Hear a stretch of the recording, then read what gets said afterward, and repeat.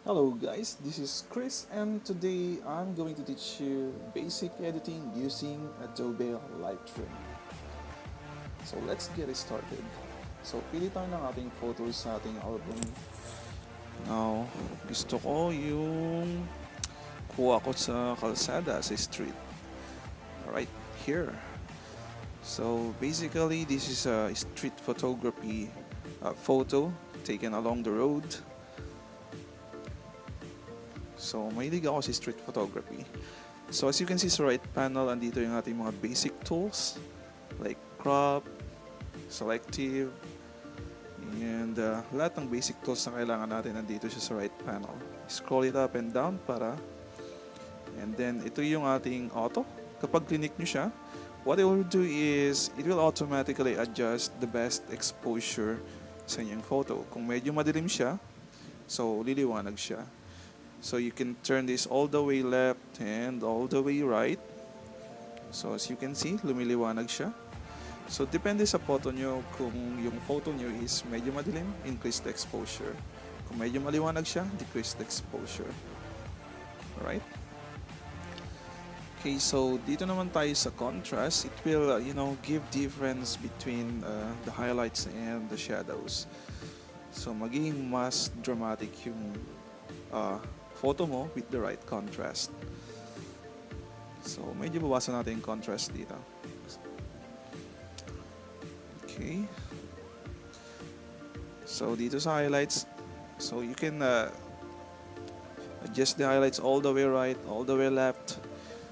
So, makikita nyo naman na meron siyang negative sign and positive. So, kapag i-increase nyo yung highlights, so mas liliwanag pa yung mga highlights. As you can see, so, yung sa background niya, yung naka-t-shirt ng white, almost blown out na siya. Almost di na makita. So, we have to lower down the highlights. Ayan. So, visible na siya.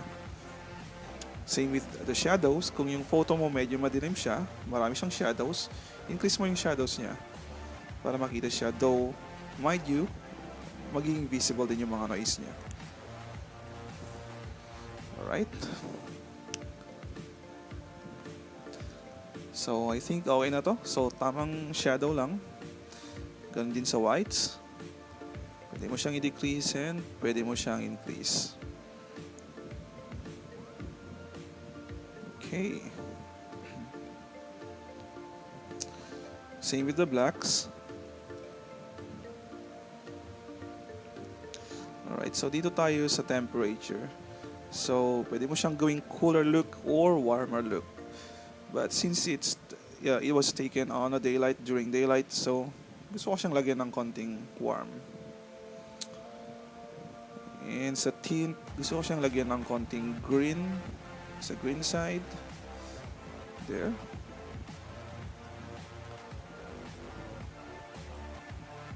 Okay.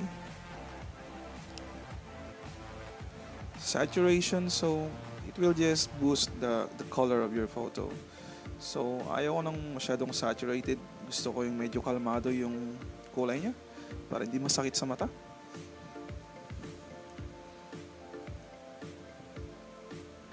So, dito tayo sa clarity. So, kapag i-increase mo yung clarity niya, mas magiging visible yung bawat details ng photo mo. And also the contrast. So, kapag dinecrease mo naman yung clarity niya, so as you can see, para siyang beauty effect. Parang nag-selfie.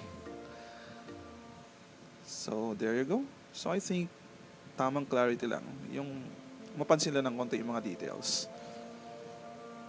So, sa DAs, kung maraming haze yung photo mo, so tatanggalin niya yung haze sa photo mo para maging ma-emphasize yung bawat subject ng photo mo. So, okay na to.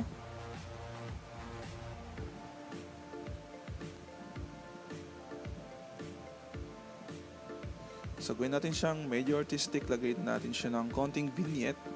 So, ayan. So, ito yung usually some lens, parang lens problem siya, but you can make it positive. For me, it's an art. It will give your photo an artistic look kapag nilagyan mo siya ng vignette.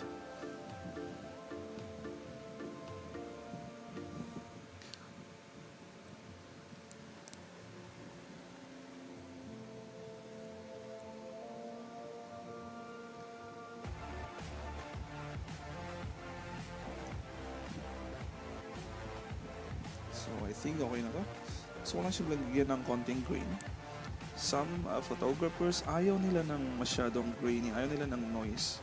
But for me, I just wanna add a bit of grains to make it look like old film photo.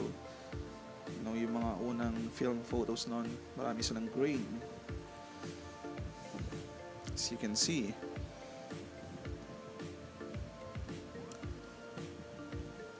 So dito tayo sa detail, sharpening.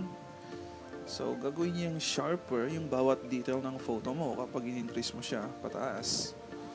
But kailangan yung tama lang so your photo won't look like an artificial, you know, super digital na look. So yung tamang sharpening lang. There.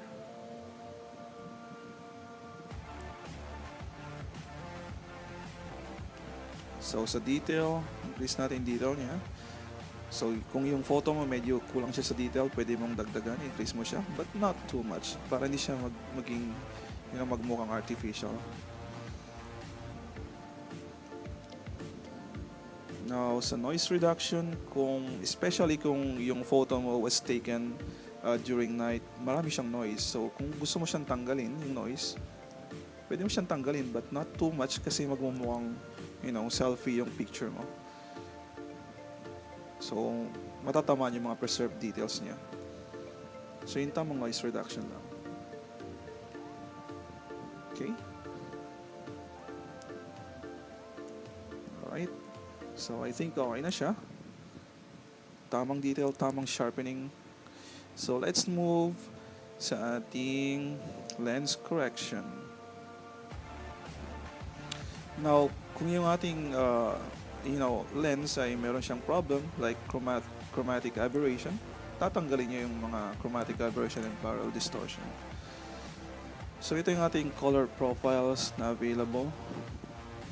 So meron tayong natural, meron tayong matte, vivid. So increase na yung color, pero ayaw ko ng masyadong saturated. High contrast and detail. So gagawin niyang dramatic yung photo mo with high contrast. As you can see, so meron din tayong bright and natural.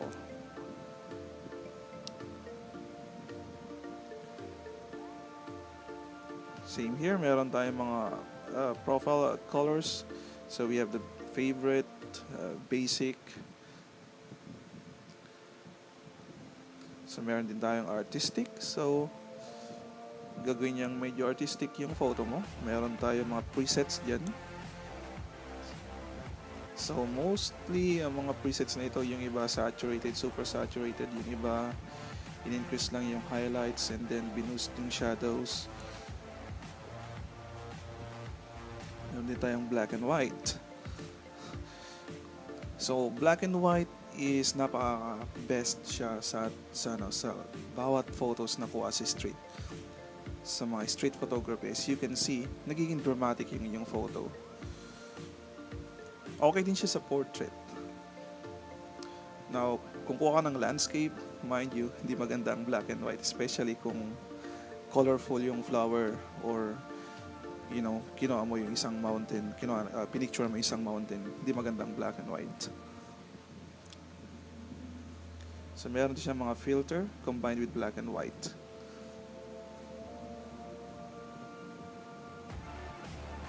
So, meron din tayong modern filters.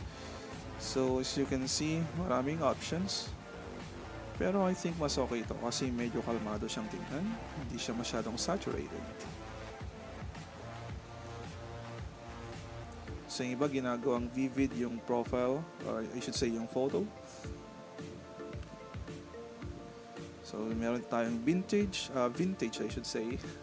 Vintage.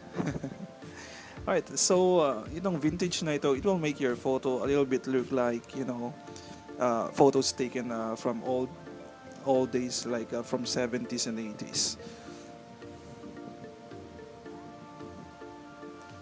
Alright. Pero gusto ko talaga ito. Medyo payapa siyang tignan, hindi masakit sa mata. Alright, I think medyo okay na siya.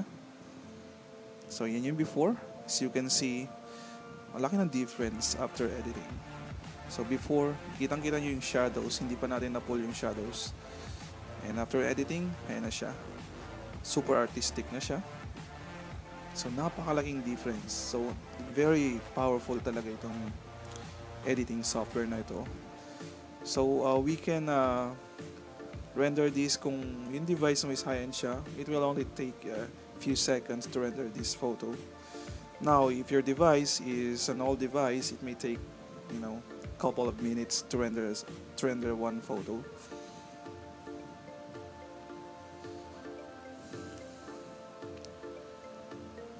And after this, it will be automatically saved sa inyong album.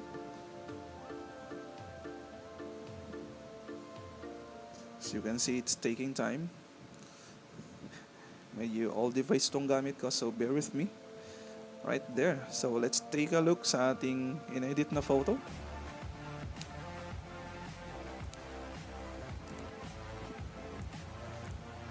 Alright. So ito na siya. After editing, as you can see, we can zoom in. Napaka-artistic niya. Napakalaki ng difference. Now, thank you so much for watching this video. If you like this video, you can subscribe and click the like button for more videos like this. And again, thank you for watching. See ya.